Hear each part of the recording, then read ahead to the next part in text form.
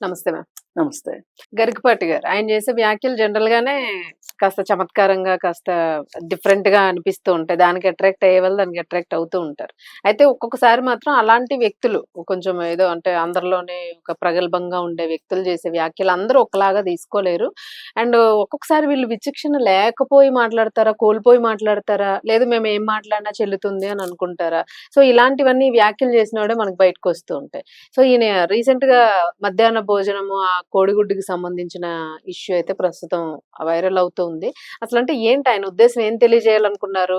మనం ఎగ్ అంటే పిల్లలకు పౌష్టికాహారం అని అంటూ ఉంటాం, పెట్టకపోతే కూడా పెట్టలేదు అని మనం వాళ్ళని పాయింట్అవుట్ చేస్తూ ఉంటాము. సో ఇంకా బాగా పెట్టండి అని ఏదైనా ఫుడ్ అనేది ఇంకా పౌష్టికాహారం ఇవ్వండి అనాలి తప్ప అసలు ఆ మధ్యాహ్న భోజనాల మీద కానీ ఆ ఎగ్కి సంబంధించి కానీ గరికపాటి గారికి ఉన్న ప్రాబ్లం ఏంటి అసలు? గరికపాటి గారికి ఉన్న ప్రాబ్లం ఏంటి అంటే, నేను పై వర్గానికి చెందిన మనిషిని, బ్రాహ్మణ వర్గానికి చెందిన మనిషిని, అలాగే నేను కలవారి ఇంటి కుక్కని అనే ఒక ఉద్దేశం ఉంటదా వీళ్ళకి, ఎట్లాంటి వాళ్ళకి. నేను అందరి బ్రాహ్మణుల్ని అనట్లేదు. ఇలాంటి జాబితాలో నేను చెప్పిన లక్షణాలు ఎవరికుంటే వాళ్ళకి. వీళ్ళ పని ఏంటి అంటే ఎప్పుడూ కూడా వాళ్ళకంటే తక్కువ స్థాయిలో ఉన్న వాళ్ళని, అది ఆర్థికంగానా, సామాజికంగానా, రాజకీయంగానా, ఏ పరంగా తక్కువ స్థాయిలో ఉన్న వాళ్ళనైనా సరే వాళ్ళని టార్గెట్ చేసి వాళ్ళ మీద జోకులు వేయడము, ఒక రకమైన ఆనందం, పైశాచిక ఆనందం వాళ్ళని కామెంట్స్ చేయటము, వాళ్ళని మీ స్థాయి ఇంతే, మీ బతుకులు ఇంతే, మీరు మీ బతుకులు ఇంతే అని వాళ్ళని, మీ బతుకులు ఇంతే అని చెప్పి మీరు అక్కడే ఉండాలి, పైకి రావద్దు. అవును, మీరు మీ స్థాయి అది. మీరు ఎప్పుడో పాపం చేశారు, మీరు అనుభవించాల్సిందే. వీళ్ళే ఇచ్చేస్తారు స్టేట్మెంట్లు. గత జన్మ పాప పుణ్యాల ఫలమే ఈ జన్మ అని చెప్పే ఈ సోకాళ్ళు మనుషులు ఎవరైతే ఉన్నారో వీళ్ళందరికీ ఏమనిపిస్తుంది అంటే, ఇవాళ నేను వచ్చి రాని మంత్రాలు చదివో, నీకున్న పరిజ్ఞానంతో, ఉన్నదనుకున్న పరిజ్ఞానంతో ప్రవచనాలు చెప్పుకునో నువ్వు 10 మంది మీద పడి బతుకుతున్నావు. నువ్వు ఒక పరాన్న జీవి. నీలాంటి పరాన్న జీవి నోట్లో నుంచి ఎట్లాంటి మాటలు కాక మంచి మాటలు ఎట్లా వస్తాయి? అసలు పేదవాళ్ళ మీద నీ అక్కసేంటి? పేద పిల్లలు తినే తిండి మీద నీ ఏడుపేంటి? ఎవడైనా సరే పసిపిల్లల నోటికాడ తిండి గురించి మాట్లాడుతున్నారంటే అంతకంటే నికృష్టులు ఇంకెవరు ఉండరు. అసలు ముద్ద పెట్టడానికి నీకు చేతనైతే పెట్టు, ఓ ముద్ద పెట్టు. ఇప్పుడు డొక్కా సీతమ్మ గారి గురించి ఎందుకండి మాట్లాడుకుంటాము? ఈ రోజుకి డొక్కా సీతమ్మ గారి గురించి ఎందుకు మాట్లాడుకుంటాము? ఆవిడ అన్నమో రామచంద్ర అని వచ్చిన వాళ్ళకి అన్నం పెట్టింది కాబట్టి, ఆకలి అని వచ్చిన వాళ్ళకి అన్నం పెట్టింది కాబట్టి డొక్కా సీతమ్మ గారి గురించి మాట్లాడుకుంటున్నాం. మరి ఆవిడ కూడా ఆమె ఎకరాలు కరిగించుకుంటా, ఆమె డబ్బులన్నీ అవజేసుకుని తిండి పెట్టకోకుండా నా డబ్బులు అయ్యో నా పిల్లలకే ఇచ్చుకుంటాను అని అనుకుంది అనుకోండి, ఈ రోజు డొక్కా సీతమ్మ గారి గురించి ఎవరికీ తెలీదు. అసలు ఇంకొకటండి, అసలు ఈ పేదవాళ్ళుగా ఎందుకు ఉండిపోతున్నారు? అసలు వీళ్ళు వాళ్ళకి ఏం పెట్టాలి, వాళ్ళకి ఏం చెయ్యాలి అని మాట్లాడడానికి వీళ్ళెవరు? అసలు వాళ్ళు ఎందుకు పేదవాళ్ళుగా ఉండిపోతున్నారనే ఒక కనీస జ్ఞానం మనకి. ఒంటి మీదకు వయసు వస్తే సరిపోదు, బుర్రలో కొంచెం గుజ్జు కూడా ఉండాలి. ఏమీ లేకపోకుండా నువ్వు నలుగురు పిలిస్తే వాళ్ళు ట్రైన్ టికెట్లు ఇస్తే వెళ్తావు, అది ఇది కాదంటే విమాన టికెట్లు ఇస్తే వెళ్తావు. దిగిన తర్వాత కారు పెట్టాలి నీకు, నువ్వు ప్రవచనం చెప్పడానికి వెళ్తావు. అక్కడికి వెళ్ళిన తర్వాత వచ్చిరాని 4 ముక్కలు మాట్లాడతావు, కుళ్ళు జోకులన్నీ వేస్తావు. ఈ ఆడవాళ్ళ వస్త్రధారణ దగ్గర నుంచి కాదేది నాకు అనర్హం అన్నట్లు అన్ని విషయాల్లోనూ నువ్వే దూరిపోయి మాట్లాడతావు. ఆ దూరిపోయి మాట్లాడి నీ నోరు దుగ్ధ ఎక్కడ దాకా వచ్చిందంటే ఆ చిన్నపిల్లల తిండి దాకా వెళ్ళింది. అసలు నీ బతుకేంటి? నీకేదో ఉందనుకుంటున్న పాండిత్యాన్ని చూపించి అవి విని వెర్రిబాగులు వాళ్ళు వినే వాళ్ళకి నువ్వు చెవిలో పూలు పెట్టి నువ్వు చెప్తున్నావు, నీ ప్రవచనాలు చెప్తున్నావు, చెప్పి నీ బతుకు నీ పబ్బం నువ్వు గడుపుకుంటున్నావు. నువ్వా మాట్లాడేది వేరే వాళ్ళ గురించి? నీకు చెమట చిందించడం తెలీదు, నీ రక్త మాంసాలు అలాగా పనిచేయడం రాదు నీకు. నీకు ఒక్క రోజు వాళ్ళ స్థితిగతులు లాంటి స్థితిగతుల్లో బతికితే తెలుస్తుంది వాళ్ళ బతుకులు ఎంత దుర్భరంగా ఉన్నాయో, వాళ్ళ కష్టాలు ఎట్లా ఉన్నాయో. ఇప్పుడు ఇవాళ మధ్యాహ్న భోజన పథకము గవర్నమెంట్ స్కూల్స్ లో ఉంది. ఈ గవర్నమెంట్ స్కూల్స్ లో ఉన్న మధ్యాహ్న భోజన పథకానికి వచ్చే పిల్లలు ఎవరు అంటే మొదటిసారి చదువుకోవటానికి చదువుకునే అవకాశం దొరికిన పిల్లలు వాళ్ళు. చదువు అంటే ఇదా అని అసలు ఆ అవకాశం బడికి వెళ్ళాలి అనే ఒక స్పృహ వచ్చి బడికి వస్తున్న పిల్లలు వాళ్ళు. అలాంటి పిల్లలకి బడిలో తిండి పెడితే నువ్వేడుస్తావేంటి నాకు అర్థం కాదు. అసలు ఏమన్నాడు మేడం ఆయన డైలాగ్? ఆయన ఏమన్నాడంటే అదేంటి పిల్లలకి గుడ్లు పెడుతున్నారు, అసలు మధ్యాహ్నం భోజనం పెట్టడం దేనికి, మళ్ళీ భోజనమే కాకోకుండా భోజనంలో గుడ్డు ఇవన్నీ తిని వీళ్ళు సోమరం పెళ్లి వీళ్ళకి చదువులు వస్తాయా, సంధ్యలు వస్తాయా, సోమరం పెళ్లి కొడుకుల్లాగా తయారవుతారు అని చెప్పి ఈయన మాట్లాడాడు. ఏమైనా అర్థం ఉందా అసలు అర్థం ఉందా? అసలు 40 ఏళ్ళ నుంచి దాదాపుగా ఈ మధ్యాహ్నం భోజనం మేము చిన్నప్పుడు ఉప్మాలు పెట్టేవాళ్ళు గవర్నమెంట్ స్కూల్స్ లో. ముద్దు నూకతో ఉప్మా పెట్టేది 40 ఏళ్ళ క్రితం. 40 ఏళ్ల క్రితం ఉప్మా అంతకు ముందు నుంచి ఉంది. ఎప్పటి నుంచో ఉంది. ఇప్పుడు వచ్చి అది పైచ్యం వ్యాఖ్యలు పైచ్యం ICDS అని చెప్పి ఇంటిగ్రేటెడ్ చైల్డ్ డెవలప్మెంట్ ప్రోగ్రామ్ అని చెప్పి ఉండేది, స్కీమ్ అని ఉండేది. అది ఇందిరాగాంధీ ప్రవేశపెట్టింది. వాళ్ళకి కొంచెము బుర్రా బుద్ధి ఉన్నవాళ్ళు కాబట్టి, పేదలంటే వాళ్ళకి ఒక గౌరవం ఉంది కాబట్టి వాళ్ళు అట్లాంటి పథకాలు ప్రవేశపెట్టారు. కనీసం ఆ పూటైనా వాళ్ళు తింటారు అని చెప్పి ఆ ICDS కింద పేదలకి, అలాగే అంగన్వాడీ స్కూల్స్, ఇట్లా రకరకాలుగా అండర్ ప్రివిలేజ్డ్ సెక్షన్స్ ఎవరైతే ఉంటారో, అంటే బిలో పావర్టీ లైన్ కింద ఉండే వాళ్ళ పిల్లలు. ఇప్పుడు పిల్లలంటే ఎవరండి? రేపు వీళ్ళే భావి భారత పౌరులు. అందులో ఎవరెవరు ఏమేమి మంచి మంచి దీనిలో ఉంటారో తెలీదు. మట్లో మాణిక్యాల్లాగా వాళ్ళు. ఇప్పుడు వీళ్ళ బాధ ఏంటంటే ఇవాళ చాలా మంది రిజర్వేషన్స్ ని వ్యతిరేకిస్తున్నారు. ఈ మధ్య మనం చూస్తున్నాం, ఇది ఒక ఫ్యాషన్ అయిపోయింది రిజర్వేషన్స్ ని వ్యతిరేకించడం. ఇప్పుడు అసలు వీడు రిజర్వేషన్ కి అర్హంగా తయారు కాకూడదు అనే ఒక కుట్ర కూడా ఉంది వీళ్ళకి. ఏంటి, ఇప్పుడు వీడు స్కూల్కి వస్తాడు, స్కూల్లో శుభ్రంగా తిండి తింటాడు, చదువుకుంటాడు, 5వ క్లాస్ అయిపోతుంది, 10వ క్లాస్ అయిపోతుంది, 10వ క్లాస్ అయిపోగానే వీడు ఇంటర్మీడియట్ కి వచ్చేస్తాడు. ఇంటర్మీడియట్ వచ్చిన తర్వాత ఏ ఫ్యూన్ ఉద్యోగం వాడికి రాకూడదు, అవి కూడా రాకూడదు. మరి చాలా మంది వీళ్ళ రిజర్వేషన్స్ మీద పడి ఏడుస్తారు కదా. మరి ఈ రోజుకి మనకి పారిశుధ్య కార్మికులు ఉన్నారు. అంటే వాళ్ళ చేతులతో మలమూత్రాలు ఎత్తే వాళ్ళు ఉన్నారు కొంతమంది. ఇప్పుడు డ్రైనేజ్ పాడైంది అంటే దిగి తీయాలి, కూడా ఆడదు వాళ్ళకి లోపల ఉన్నారు కదా. మరి ఆ ఉద్యోగాలకి ఎందుకు వీళ్ళు అప్లై చేసుకోరు? అదే ఆ ఉద్యోగాలకు కూడా అప్లై చేసుకోవాలిగా, వాటికి చేసుకోవచ్చు. అక్కడ చేయరు, అక్కడ మొత్తం వాళ్ళతోనే ఫిల్ అవుతాయి అందులో ఉద్యోగాలు. అందుకే నేను ఎందుకు అంటున్నానంటే, వాళ్ళు బతికే ప్రదేశంలో, వాళ్ళు బతికే బతుకులో మీరు ఒక్క నిమిషం ఉండలేరు. ఆ మురికి వాడల్లోనూ, ఆ దళిత వాడల్లోనూ మీరు ఒక్క నిమిషం ఉండలేరు. మీరు ఇవాళ ఒక మంచి స్థాయిలో ఉండి కలవారింటి కుక్కల్లాగాను తిన్నదరక ఏదో అరిగే వరకు ఏదో ఒకటి వాగాలి అన్నట్లు ఇట్లాంటి వాళ్ళని ఏమంటారంటే, జొన్న చేలు జొన్న కంకులన్నీ మెక్కిన తర్వాత నక్కలు ఓళ్ళేస్తాయంట. అట్లాంటి వాళ్ళతోనే నేను అలాంటి వాళ్ళు అనిపిస్తున్నారు నాకు. తిన్నదరక్క మాట్లాడే మాటలు తప్పితే మంచి మాటలు ఇవన్నీ. పెద్దలైతే ఇంకొంచెం మంచి ఫుడ్ పెట్టమని చెప్పాలి.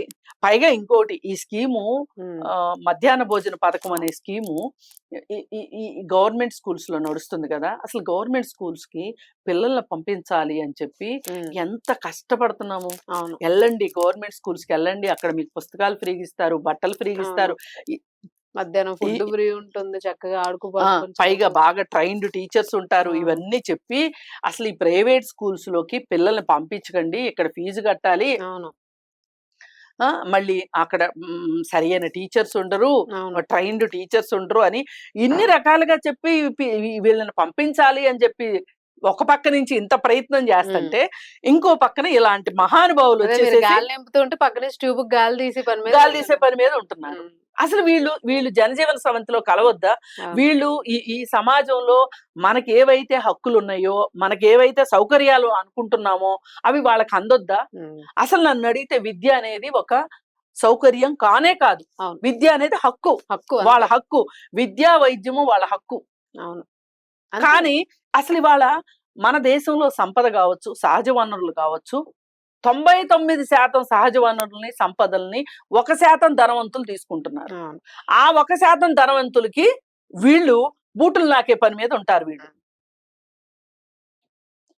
99% మంది పేదలకి వాళ్ళకి అందుతుంది 1% సంపద. అవును. లేకపోతే వాళ్ళ బతుకులు అలా ఎందుకుంటాయండి? ఎందుకుంటే ఇవాళ నిజంగా ఇవాళే నేను పేపర్‌లో చదివాను. ఎంత మంచి న్యూసో ఒక న్యూసు. పూర్తి contradictory news. Cyberabad commissioner Ramesh గారు ఆలోచిస్తున్నారు. దేని గురించి? ఇప్పుడు ఈ పెద్ద పెద్ద కట్టడాలు కట్టే దగ్గర వేరే ఊర్ల నుంచి వచ్చిన వలస కార్మికులు ఉంటారు కదా! ఈ వలస కార్మికుల పిల్లలకి రక్షణ ఉండట్లేదు. పదే ఈ మధ్య కాలంలో నార్సింగు, గచ్చిబౌలి ఆ ఏరియాల్లో పిల్లల మీద అత్యాచారాలు జరుగుతున్నాయి. కరెక్టే. ఈ అత్యాచారాలు జరుగుతున్నాయి అని చెప్పి ఈ వాళ్ళకి స్కూల్స్ నిర్వహించాలి అని ఆ పెద్ద పెద్ద కట్టడాల వాళ్ళ ఓనర్స్ తోటి, అలాగే స్వచ్ఛంద సంస్థలతోటి ఆలోచించి ఆయన ఈ ప్రోగ్రామ్ తీసుకురావాలనుకుంటున్నారు. ఎంత గొప్ప కార్యక్రమం అండి! చాలా మంచి ఆలోచన. చాలా మంచి ఆలోచన. ఇలాంటివి చెప్పాలి. ఇలాంటివి చెప్పాలి మీరు మనుషులైతే. ఎలా జడగొట్టాలని చూస్తారు ఇప్పుడు మళ్ళీ దానికి. అసలు ఒకటండి, మనిషి అనేవాడికి మానవత్వం ఉండాలి. ఆడ మగ ఎవరు అనేది సంబంధం లేకుండా మానవత్వం ఉండాలి. ఆ మానవత్వం గనక నీ మనసులో ఉంటే నీ నోట్లోంచి మంచి మాటలు వస్తాయి, నీకు మంచి ఆలోచనలు వస్తాయి. అది కూడా కాకుండా అసలు ఈయన ఎంత ఘనకార్యాలు వెలగబెట్టాడు. ఈయన వ్యక్తిగత జీవితం, ఇంతకు ముందు ఆయన వ్యక్తిగత జీవితం గురించి నన్ను వీడియో చేయమని అడిగితే కూడా నేను చెయ్యనన్నాను. ఎందుకు చేయనన్నాను అంటే అది ఒక కుటుంబ వ్యవహారము. ఆవిడ ఇన్ని సంవత్సరాల తర్వాత వచ్చి ఆవిడ ఆరోపణలు చేస్తా ఉంది.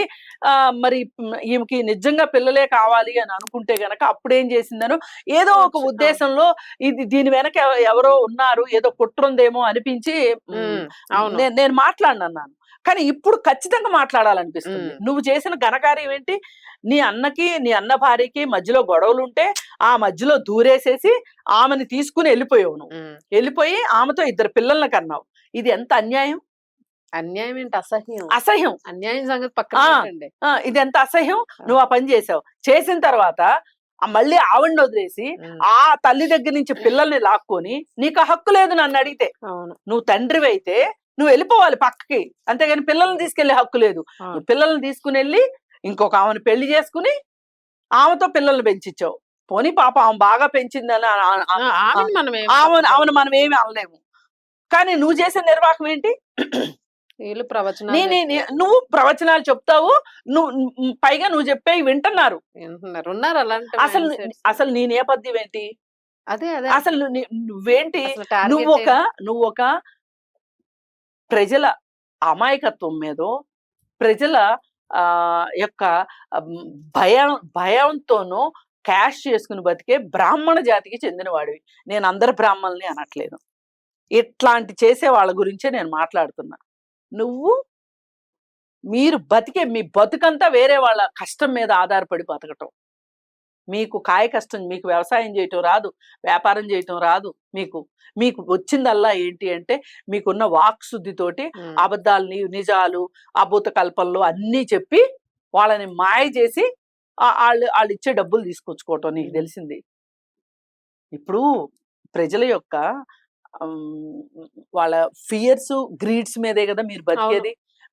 మీరు పుట్టింది తప్పు టైంలో పుట్టారు, చచ్చింది తప్పు టైంలో చచ్చిపోయారు, కాబట్టి శాంతి చెయ్యాలి.